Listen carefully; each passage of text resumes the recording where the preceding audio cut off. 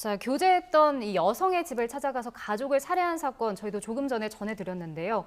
자, 이미 여성이 신변 보호 대상으로 등록이 돼 있었다고 합니다. 일단 어떻게 된 사건인지 변호사님 좀 설명을 해주시죠. 이게 26살 이모 씨라는 사람이 전에 본인과 교제했던 여성의 집을 찾아갑니다. 그게 지난 10일 오후 2시였는데 지금 말씀 주신 대로 이 해당 여성은 경찰의 신변 보호 대상이었고 그런데 이 여성의 집을 찾아가서 그 어머니와 동생에게 흉기를 휘둘러서 이 어머니 같은 경우에는 병원으로 이송이 되었지만 안타깝게도 끝내 사망을 했고 이 동생, 이 여성분의 동생은 10대인데 지금 중퇴 상황이라고 합니다. 그렇다면 어떻게 신변보호 대상이었음에도 불구하고 이렇게 범죄에 이렇게 노출이 될 수밖에 없었는지, 왜 종전에도, 그러니까 최근에도 서울 중구에서 강병찬 사건이라고 해서 스마트워치가 제대로 작동하지 않아서 정말 참변이 일어났던 이런 사건이 있었는지 얼마 되지 않은 직후에 또 유사한 사건이 발생해서 너무 안타깝고 또 이런 부분과 관련해서 지금 경찰이 영장을 신청했다라고 합니다. 살인과 살인 미수로.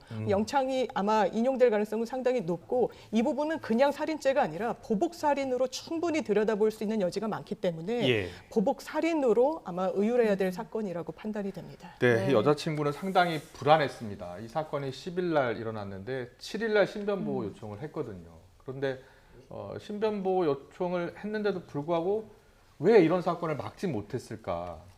네, 그 10일 날 이제 이와 같이 안타까운 사건이 발생했는데 6일 날 이 아버지께서 감금의 가능성이 있다고 강남경찰서에 신고를 했습니다. 네, 그리고 나서 소위 위치 추적을 통하는 이런 수색 작업이 있었습니다. 그래서 그 천안에 있다라고 이렇게 알려져서 천안 쪽으로 경찰이 갔었는데 그곳이 아니고 대구에 있다라고 이렇게 첩보를 확보를 해서 대구에서 사실 이 두 사람을 찾았습니다. 그러면 휴대폰을 가지고 있기 때문에 위치 추적이 대부분 가능할 것 같은데. 네. 근데 지금 더 중요한 것은 찾았습니다. 찾았는데 이 두 사람에 대한 조사를 하는 과정에서 이 피해자가 이를테면 전혀 피해를 본 적이 없다. 이렇게 진술을 했습니다. 그러다 보니까 경찰 입장에서는 이미 동행을 한 이런 상태에서 이 가해자를 그대로 돌려보내는 이런 결정을 하게 된 것이고요. 그러고 나서 3일 뒤에 사실은 서울에 올라와서 흉기를 준비하고 이런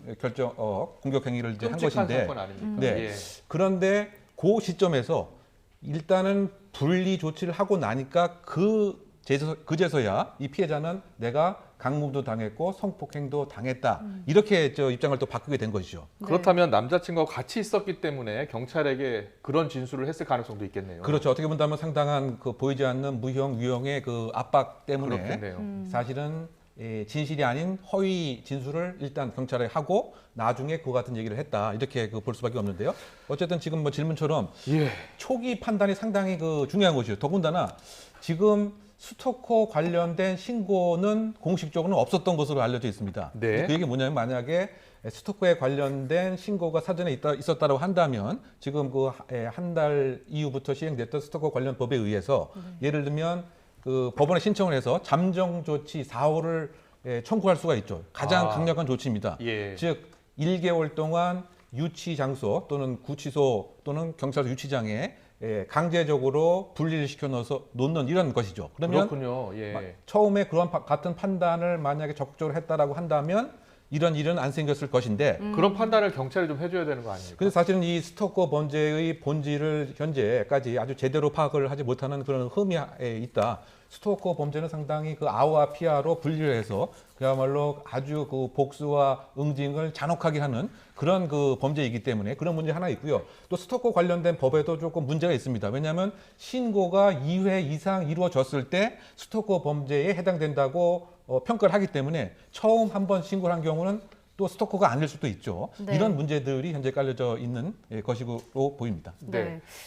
장미 변호사님, 신변보호 대상으로 이미 등록이 돼 있다는 뜻은 경찰도 이게 심상치 않을 것 같다라고 판단했기 때문 아닙니까? 그렇습니다. 사실 감금 당했을 때 내가 성폭행까지 당했다라고 하면 그 당시에 안타까운 게 이 피의자, 가해자에 대한 인신을 좀 확보했으면 추가 범죄가 없었을 텐데 그런 부분에 대해서도 사실 시기를 놓쳤다 이렇게 볼 수 있고 지금 이 사건을 토대로 현행 어떤 법 체계를 점검할 필요도 있습니다. 이 스토킹 범죄의 피해자들은 제일 원하는 것이 저희가 사건을 해보더라도 이 가해자와의 분리입니다. 아주 안정적으로 지속적으로 분리 조치되길 원하는데 현행 법 체계에서는 경찰이 물론 본인의 판단으로 이 현장에서 긴급하게 분리 조치를 할 수 있지만 이 시한은 1개월에 불과하고 설사 뭐 100m 이내에 접근하지 말라라는 이런 명령을 어기더라도 형사처벌을 받지 않습니다.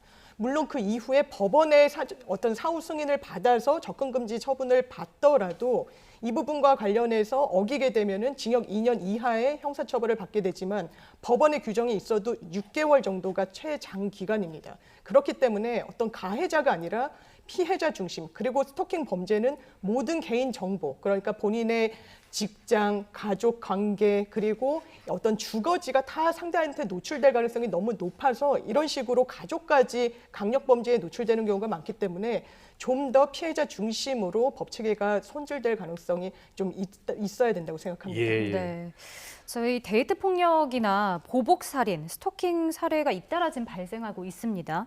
뭐 신변보호 여성도 지금 늘어나고 있는데 경찰의 대응이 좀 허술하다라는 비판도 나오고 인력이 부족하다는 지적도 있더라고요. 어떻게 보시나요? 일단 이제 그 신변보호를 요청하는 그 건수가 네. 상당히 그 급증하고 있는 이런 상태입니다. 그렇네요. 그 최근 예. 몇 년에 그 비춰보면 상당히 가파르게 증가하고 있고요. 네. 뭐 현재까지 약 2만 명의 신고 건수에 육박을 하는데 네.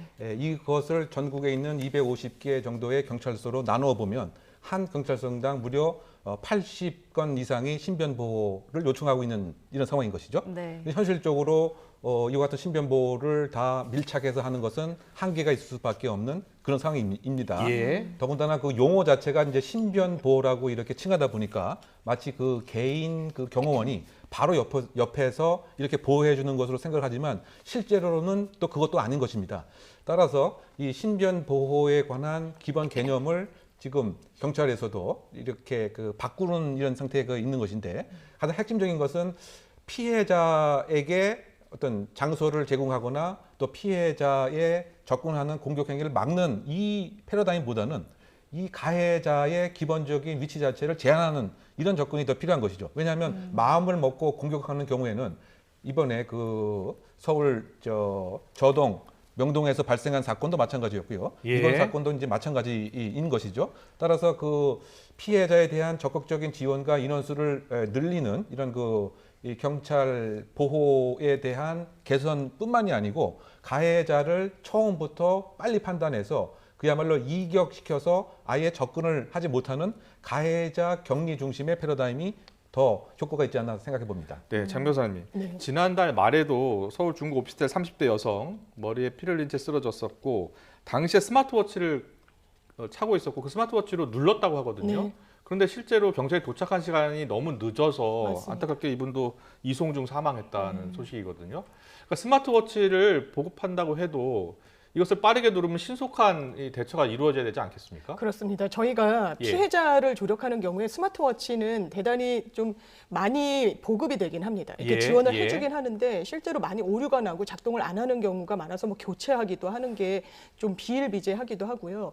그리고 이 중구 사건 같은 경우에는 사실 이 너무 간격이 크다 보니까 잘못된 장소로 경찰이 스마트워치에 기반해서 출동을 하고 진짜 현장을 놓쳐서 이게 범행의 피해가 커졌던 그런 부분이 있습니다. 너무 안타까운 게 유가족분들께서 이 사실관계에 관련해서 오히려 이 피해자분이 살아계셨을 때 휴대전화 SOS 기능을 했을 때 주변인들에게 더 빨리 연락이 가고 더 예. 빨리 조치가 됐다. 아니 어떻게 국가에서 보급하는 스마트워치가 개인이 이용하는 휴대폰 SOS 기능보다도 떨어질 수가 있느냐라고 사실상 절규를 하였는데 이런 부분에 대해서는 기술적 보완도 반드시 필요하고 추가적으로 가능하다면 이게 피해자에게 지급하는 부분도 있겠지만 어떤 가해자의 어떤 운신을 좀 제한하는 의미에서 가해자에게 지급해서 뭔가 조치를 취할 필요성도 좀 제기가 되고 있는 상황입니다. 네, 이분 교수님. 네. 만약에 상대에게 위협을 느꼈을 경우에 어떻게 대응하는 게 가장 좋은 방법입니까? 그러니까 그 스토커의 가장 그 특징이 네. 자신의 그 지속적인 요구를 유지하고 확인하려고 하는 행동 징후가 있습니다. 이것을 먼저 그 빨리 파악하는 것이 그 필요하겠죠. 네. 뭐 대표적인 사례가 전화를 왜 이렇게 빨리 안 받느냐에서부터 어디 갔느냐에서부터 휴대폰 번호 좀 보자에서부터 이메일도 확인하자. 마치 이것이 그 사랑과 관심의 감정으로 오해하면 안 되고 네. 스토커의 성향이 아주 강한 사전 신호다 이렇게 판단을 해서 바로 경찰에 요청을 하는 것이 필요합니다. 그렇군요. 그러면 경찰 역시 사실은 예. 많은 교육을 통해서 이것은 스토커라고 하는 위험한 강력 범죄로 될 공산이 크기 때문에 바로 적극적으로 법원에 제가 아까 설명드린 잠정조치 사후에 해당되는 격리 조치를 빨리 신청을 해서 일단은 이 상황을 띄워놓는 예. 것부터 시작하는 것이 중요한 요령이라고 생각됩니다. 알겠습니다. 네.